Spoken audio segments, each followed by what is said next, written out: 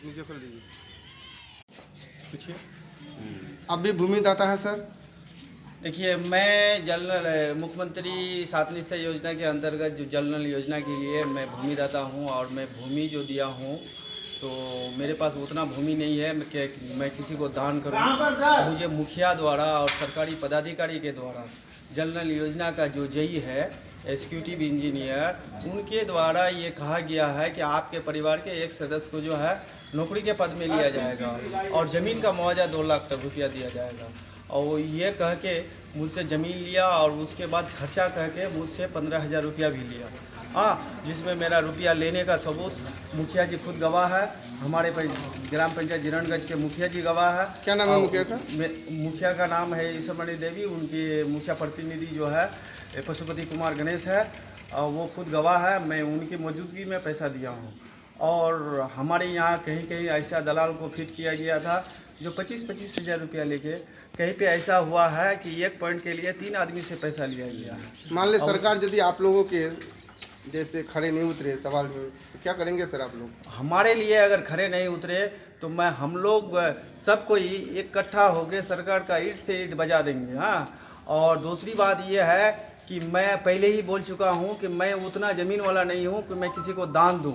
हाँ, मेरी ज़मीन और मैं ज़मीन के ऐसे हिस्से को मैं दिया हूँ जल नल योजना के लिए जिस हिस्से का कीमत सबसे ज़्यादा है। आप अगर उसकी कीमत को सोचिएगा तो 1 लाख से लेके 10 लाख तक कीमत है। मैं अपने रहने के घर के बगल वाला ज़मीन दिया हूँ। आप ये सोच सकते हैं कि उस ज़मीन के लिए लोग अपने घर के बगल का ज़मीन के लिए लोग क्या क्या कर लेते हैं, और मैं सरकार को दिया हूँ, वैसे फ्री में नहीं दिया हूँ। दूसरी बात कि मैं ये कहना चाह रहा हूँ कि वार्ड क्रियान्वयन समिति के जो सचिव हैं तो वो हमारे ही समाज के हैं। उसको आपने जब बहाली किया तो आप खुद अपने आप बहाली प्रक्रिया को उठा के देख लें। बहाली प्रक्रिया में ना रोस्टर था, ना मेगा सूची था, ना कोई चीज़ था, ना वार्ड में जो है मीटिंग हुआ है। सिर्फ वार्ड सदस्य द्वारा जो है 10 आदमी का दस्तखत हुआ करवा के झूठ मूठ मतलब बोल के करवाया है, और 10-15 जो है बकवास अपने से दस्तखत करके 20-25 आदमी का दस्तखत से उसको बहाली किया है। अगर सरकार को विकास करना ही है तो चौमुखी विकास करे, वो फिर गहराई से सोचे। कुछ लोग ऐसे भी हैं, अगर उसको पेमेंट बढ़ाना है तो हमारे यहाँ न्याय सचिव है, उसको 4,000 रुपया महीना मिलता है, जबकि उसको मेगा सूची के आधार पर बहाली किया गया, रोस्टर के आधार के पर बहाली किया गया। हर समय सरपंच के पीछे पीछे घूम रहा है। हाँ, तो उसके लिए करे। और जिसका कोई आता पता नहीं है, जिनका बहाली का प्रक्रिया का कोई सबूत नहीं है, कुछ नहीं है, ना मेगा सूची है, ना रोस्टर है, ना कुछ है, कुछ नहीं है, ना उसमें आरक्षण है। अगर आरक्षण है तो बता दे। तो जितने वार्ड क्रियान्वयन समिति के सचिव का बहाली हुआ है, उस बहाली में कितने महिला को बहाली किया गया है, ये हमको बता दे। और हमारे यहाँ मैं बताना चाह रहा हूँ कि साक्षर भारत कार्यक्रम के तहत जब भारत सरकार का लेटर बिहार सरकार को मिला, और बिहार सरकार उस लेटर के साथ अपना एक लेटर नंबर 402 निकाल के साक्षर भारत कार्यक्रम के अंतर्गत हर पंचायत में प्रेरकों का बहाली किया गया। एक वरीय प्रेरक और एक सहायक प्रेरक, जिसमें जो है 50% महिलाओं के लिए आरक्षण किया गया।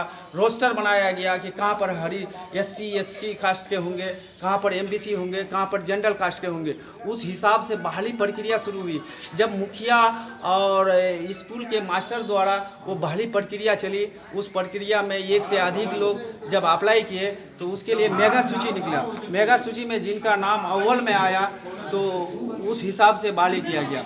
आज उसको 60 साल तक मतलब खटा के उसको निकालने जा रहा है। और हमको बता दे, वार्ड क्रियान्वयन समिति के सचिव का जब बहाली हुआ है तो उसका मेगा सूची दिखा दे।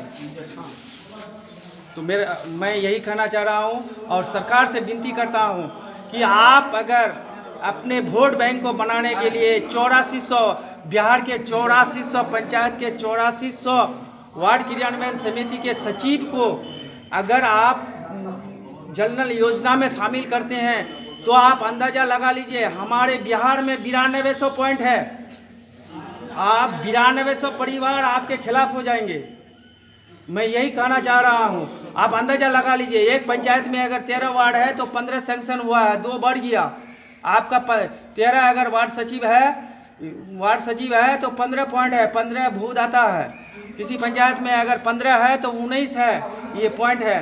तो उस हिसाब से आप थोड़ा सोच लीजिए। आप 8400 वोट को नहीं बनाइए, आप 9200 अगर वोट बनाने के कोशिश में है तो जो रियल में मालिक है उस मालिक को आप, जो रियल में मतलब ज़मीन दिया है उसको आप ये हक दे दीजिए। अगर आपको हक देना है, नहीं तो आप क्यों कह रहे हैं कि मैं चौमुखी विकास कर रहा हूँ? अगर चौमुखी विकास का ये है तरीका है, एक आदमी की खूबसूरती उसके पूरे जिस्म के लिबास से बनता है, ना कि शर्ट अगर 9000 रुपया मीटर का पहन ले और लुंगी के बदले में वो लंगा रहे तो उस आदमी की खूबसूरती को देखिए कैसा लगेगा आपको? अच्छा लगेगा?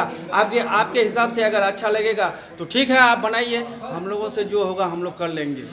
यही मेरा अंत में कहना था, यही कह के मैं विदाई हो रहा हूँ। आपको ये लालच देकर के ज़मीन पे एग्रीमेंट कराया गया था कि आपको ज़मीन का मुआवजा दिया जाएगा, लेकिन 6 महीना के बाद फिर सिस्टम बदल दिया।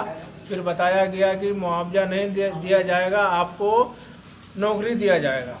लेकिन अब यहाँ पर बात आ गई है कि भूमिदाता को नौकरी भी नहीं मिल रही है, वो नौकरी सचिव को दिया जा रहा है। इसलिए हम सभी भूमिदाता मिलकर ये तय कर रहे हैं कि हमको अपना हक मिलना चाहिए। अगर हक नहीं मिल रहा है तो भाई आप अपना पंप उठा करके जहाँ मर्जी ले जाना चाहें ले जा सकते हैं। यही हमारी सरकार से अपील है। बाकी हम लोगों की मीटिंग चल रही है, मीटिंग में जो डिसाइड होगा उस हिसाब से हम लोग काम करेंगे। अभी हम इससे ज़्यादा और कुछ नहीं कर सकते हैं। क्या नाम है? जो मेरा नाम मोहम्मद शमीम अख्तर, भोलमरा पंचायत, ठाकुरगंज प्रखंड, किशनगंज। आप भी जमीन दिए हैं? जी आप भी भूमि दान किए? जी, मैं भी भूमिदाता हूँ। यहाँ पर जितने भी उपस्थित साथी हैं सभी भूमिदाता हैं। सभी अपने अपने मांग को रखने के लिए यहाँ पहुँच चुके हैं और हमारे जिला अध्यक्ष शेरशाह भारती साहब अभी पहुँचने में थोड़ा लेट हो रहा है, वो भी पहुँचने वाले हैं। और सभी भूमिदाता अभी तक नहीं पहुँचे हैं, वो भी पहुँचने वाले हैं। सभी पहुँचेंगे, फिर हम लोगों की मीटिंग शुरू होगी। ठीक है सर।